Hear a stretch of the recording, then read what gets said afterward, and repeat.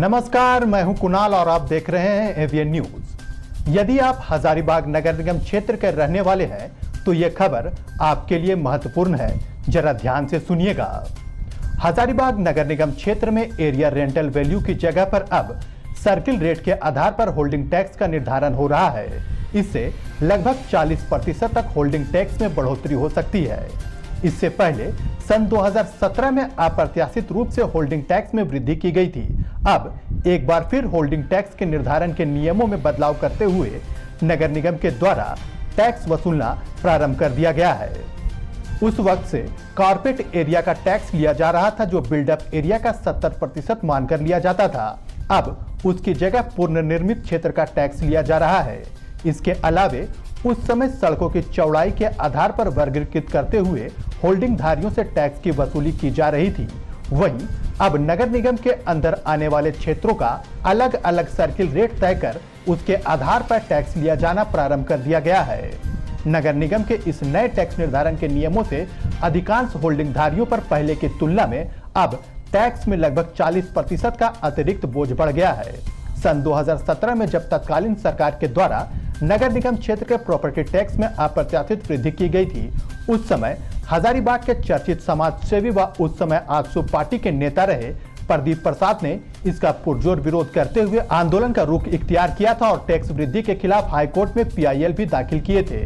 अब वे भाजपा में हैं और इस बार भी उन्होंने वर्तमान सरकार के द्वारा नगर निगम क्षेत्र में होल्डिंग टैक्स के निर्धारण की नई नीति का विरोध जताते हुए जन आंदोलन करने की बातें कही है। इस संबंध में प्रदीप प्रसाद और हजारीबाग सदर विधायक मनीष जायसवाल के द्वारा संयुक्त रूप से एक प्रेस वार्ता का आयोजन किया गया, जिसमें दोनों ने टैक्स निर्धारण के नए नियमों का विरोध जताया है। इस मौके पर प्रदीप प्रसाद ने टैक्स निर्धारण की नई नीति के खिलाफ आम आवाम को साथ में लेकर वृहद पैमाने पर आंदोलन करने की बातें कही है। उन्होंने हजारीबाग के सभी जनप्रतिनिधियों, सभी राजनीतिक दलों, बुद्धिजीवियों, व्यवसायियों व छात्रों को अपने अपने स्तर से होल्डिंग टैक्स निर्धारण के नई नीति का विरोध करने की अपील की है।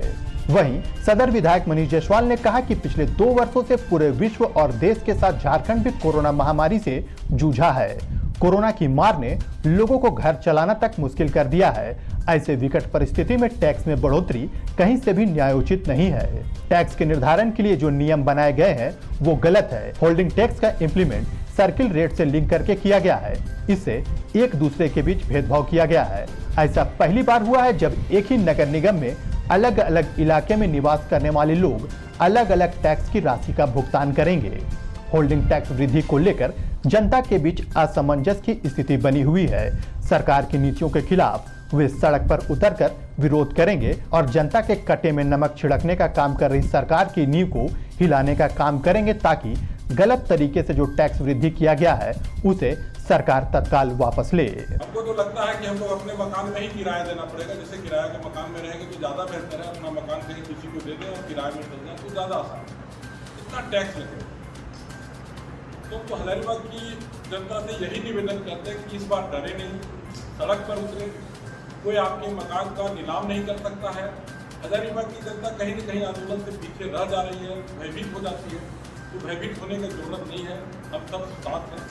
और जितने भी जनप्रतिनिधि हजारीबाग के हैं सभी से निवेदन करेंगे कि आप लोग भी समर्थन दें। जितने भी मार्गदर्शक हैं या जितने भी लोग हैं, सारे लोग आएंगे एक मंच के तहत आए, एक अम्ब्रेला में आए और भरपूर इसका विरोध करें।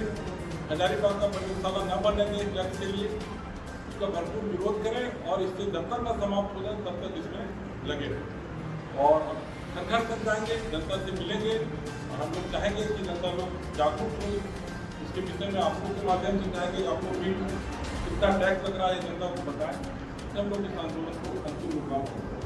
देखिए, जिस तरीके से इन्होंने होल्डिंग टैक्स को इम्प्लीमेंट किया है, सर्कल रेट से लिंक कर, एक तो भेदभाव होगा कि एक ही नगर निगम में अलग अलग इलाकों में अलग अलग लोगों का अलग अलग टैक्स लगेगा। दूसरा, सर्कल रेट 3 कैटेगरी में बटा हुआ है, एक रेसिडेंशियल, दूसरा कमर्शियल, तीसरा एग्रीकल्चर। तो इसमें ये लोग कौन सा रेट इसमें लेंगे? अगर इसमें भी डिस्क्रिमिनेशन करेंगे, कमर्शियल रेट्स बहुत ज़्यादा बढ़ेंगे। तीसरा तकलीफ है कि सर्कल रेट का रिवीजन हर साल अगस्त के महीने में होता रहा है। ये ऐतिहासिक तौर पर होता रहा। तो अब होल्डिंग टैक्स क्या हर साल बढ़ेगा? इन सब चीज़ों का जो है जवाब अभी हम लोग के पास नहीं है, लेकिन उन्होंने लागू कर दिया है और जनता पर 1 टाइम से लेकर के 10 टाइम्स तक का भार पड़ने वाला है।